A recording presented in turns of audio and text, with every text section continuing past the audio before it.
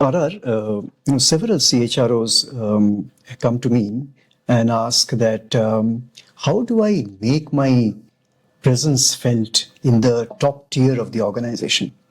So what is your take on that? Yeah. No, I think it's a very legitimate aspiration on their part to look at the opportunity to be on the top table. And I think that's very, and I think there is also increased awareness that it's an important ingredient for organizational and business success. And I think it is very well evident, and it's a very interesting question to ask. I would only say this, that before we come to what is it that a CHRO need to do, let's look at what are some of the challenges HR management function is encountering now, and probably there will be new challenges which will emerge in the future. Leading change and managing change appears to be one important challenge. Yet another one is succession management and leadership development.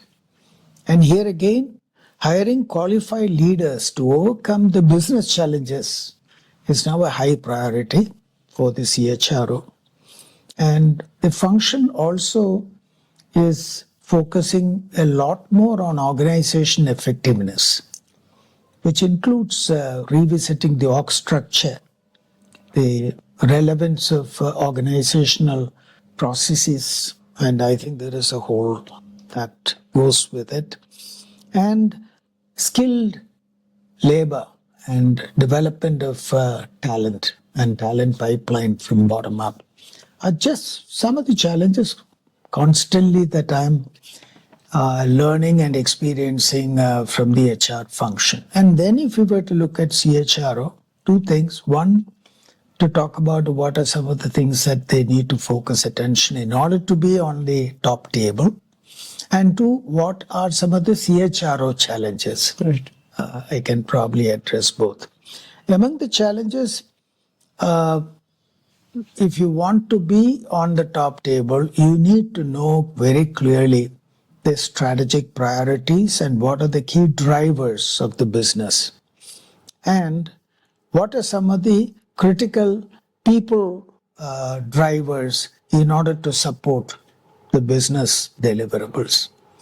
And if we were to look at, again, go back in time, Wayne Brockbank that you know of, Dave Ulrich and Wayne Brockbank together have created a Brockbank approach where everything starts with the business and then looking at what human resources and competencies and capabilities are required to support the deliverables of the business strategy. Now, that I think a lot of people are quite familiar, but that business-led perspective on human resources, one important requirement for a person to be on the top table. Therefore, the nature of career roles that they have to undertake in order to move into the next level, which is being on the top table, requires sufficient time spent, including, I would advocate, employee relations or industrial relations in the past, labor relations in the past. Because I think raw human feelings and emotions you only encounter when you are at the coal face. And that, I think, you experience it probably in a factory context or situation.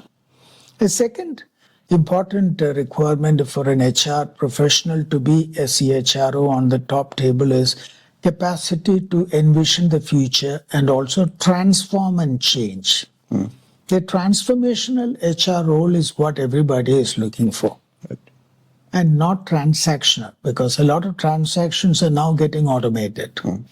But your ability to look at opportunities, your ability to observe, your ability to look at the power dynamics of the organizational life and steer the business, say, priorities and business agenda around people agenda requires your ability to transform. Transform is to change. transaction is to exchange. So transformational capability, I think, is very important to develop. And therefore, are you also a thought leader? Even a topic like, what's the concept of fairness? How do we practice fairness in an organization? Do people see it, or is it only a beautiful statement and intent? A third one is very, very significant in-depth appreciation of P&L. We call it financial management. Good old days, I still remember International Labour Organization produced a book essentially meant for people who deal with labor management and also for union leaders, how to read a balance sheet. I really go back to some of this basic. If you are actually given the balance sheet of a company, if you are given a P&L statement, are you able to use the required ratios to interpret what the data is? Do you have some appreciation of inter-firm comparisons? Right. Do you understand whether the organization is capturing cost from an end-to-end perspective? How do you actually evaluate a capex? What type of ratios that you will use? What's your familiarity with DCF? So, transactional finance to investment and key decisions relating to investments, because that's all about medium to long-term strategy. So, financial. And I still remember going back in time, I still remember taking a bitter leaf and a 1 rupee coin to my corporate accountant, who is still a very dear friend of mine, and requesting that gentleman that, look, can I be your understudy? Can you actually help me to understand what are the essentials of financial management? I still remember the rigor and the discipline that he put me through. And that has actually sort of withstood my understanding over time. So if somebody is aspiring to be in the top table, you are going to look at numbers. Absolutely. If somebody is going to look up to you and ask, look, what your perspectives are, what are the implications of this? So if you don't understand financial literacy, it becomes difficult. That's point number 3. Point number 4, I am giving more emphasis on, as you yourself talked about it in the past, about human technology. The curriculum and the design of HR programs at post-graduation level probably warrants a lot of transformation and change. Fundamentals of psychology, social psychology, sociology, anthropology.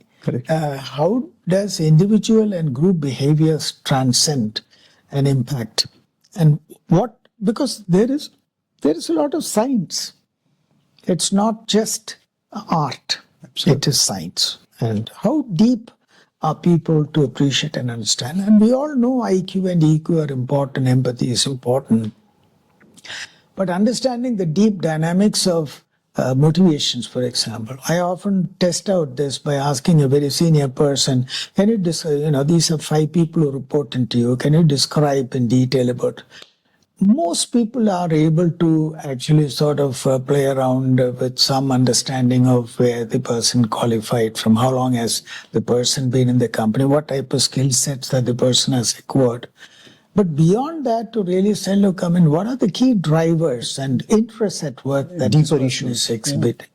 Is he structure prone, or is he more relationship prone, or is he in search for more recognition and appreciation, or is he a person who loves to influence, impact, and network, or is it someone who is seeking more autonomy and freedom, or is it that the person is actually wanting to sort of seek more fulfillment in terms of professional growth? When you actually start talking about it, they will all say, oh, that sounds interesting, but I'm afraid I need to spend more time with them. So precisely human science and the technology that you talked about, I remember some time ago you mentioning, I think is very important. So that is point number 4. Let me just talk about a couple of more. For you to be on the top table, you need to have a deep understanding of data science. Today, it is more about predictive, analysis, where potentially if you have a whole set of data, you should be able to predict. Suppose if you were to look for a very significant CXO role in the organization, can you actually prepare a short list of about 4 or 5 names from within the organization, benchmark with the best in class globally or locally? Then you're really looking at AI and multiple applications to predict future performance and future potential. I think a lot of that is in the arena of digital and data science and how to sort of transform organizations potentially by the use of data science. And I think that's important. Otherwise, we will be illiterate. And the last couple of one, networking and influencing. In another conversation, I did talk about it. I think particularly networking is very important. Management by wandering around is important. CHROs shouldn't actually confine themselves in their rooms. They should go around and have conversations. I am a strong believer that leadership is all about conversations. Yes. You need to reach out, go to the market, spend time. And for you to legitimize it is equally important to have line experience. Right. Why can't we have swap, somebody coming into HR and somebody going out into operations? And I think it's possible for people to leverage more. And where I need to take control of my career, a point that we talked about it earlier. And the last one is all about character. At the end of it, how do I come across to people? Am I a trustworthy person? Do I exhibit the characteristics of humility, empathy, and respect? And do I really come across as a person who has the capacity to express, transparently one's own authenticity? Right. Do I come across to you as an authentic person? Right. If not, why not? And what is it I need to do? Is it a perception issue? Or is it really that there are certain omissions and commissions on my part, which gives you the feeling that looks not very sure? Right. So I think this whole thing about character, and lastly, I think all top management and the top table would be looking up to CHRO, a potential CHRO who need to be invited into the top table in terms of the professional competence to take the responsibility of being a culture custodian. I emphasize these 2 words, culture custodian. At the end of it, what is that which others cannot actually see? So the natural next question from a CHRO would be that, okay, I am little active, visible in the top tier of the organization. How can I become the lead contender to be the CEO of the company? Very interesting question. Maybe 2, 3 reflections I have. I've never been in that role.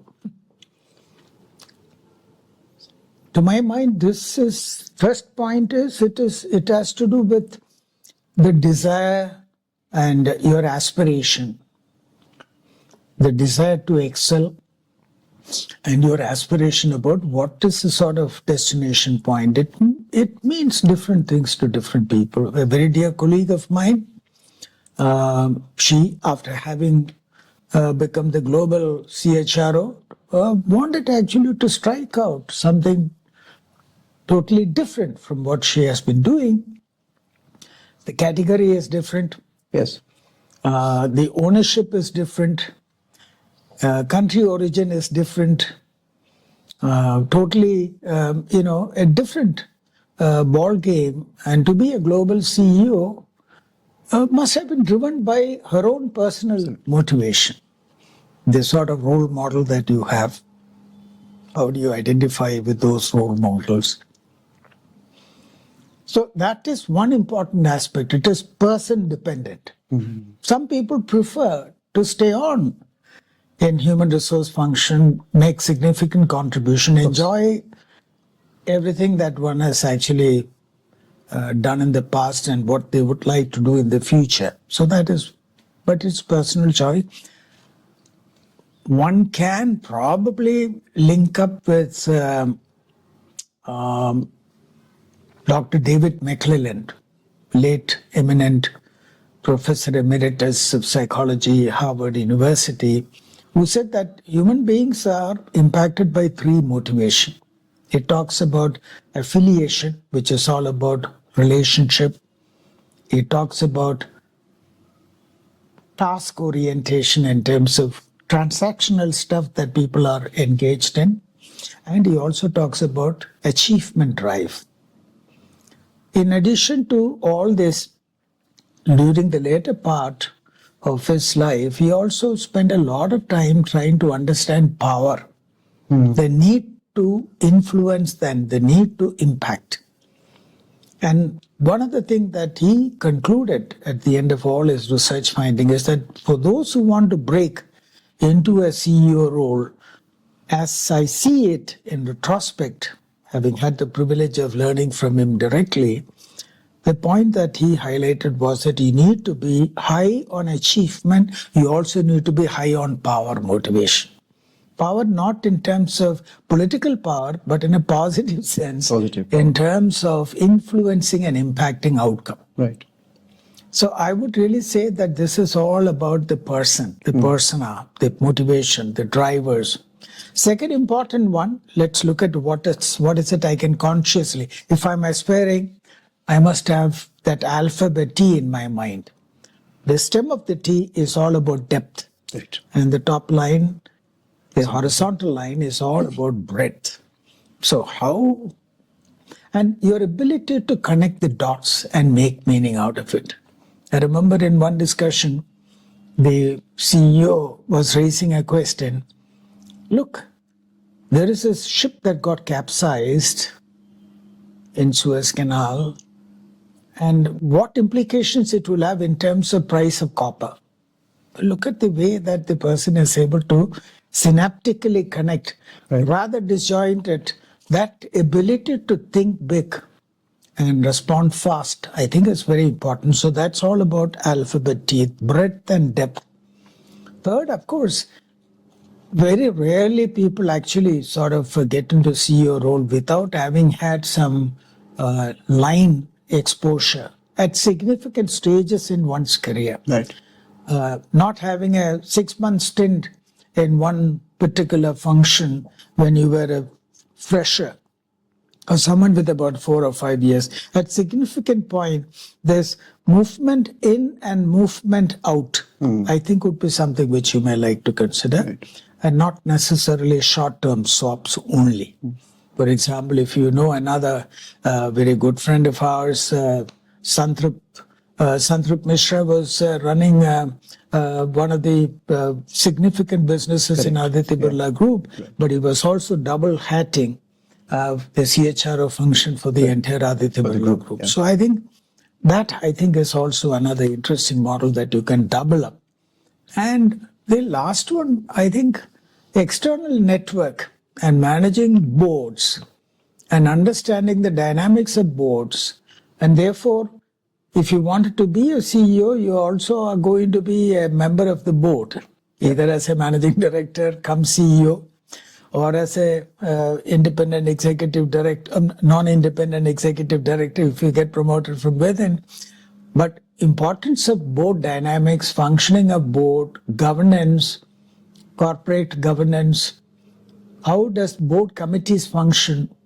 Because you will then be pulled into the audit committee or the risk management committee. Now, if you don't understand wherewithal of the finance, you might, in fact, limit yourself. So that sort of confidence building among all the key stakeholders, while you perform the role of a CHRO, is very important. Right. In order that if you have the ambition and you are really driven by this passion to become a CEO, then you are also equipping yourself as you travel.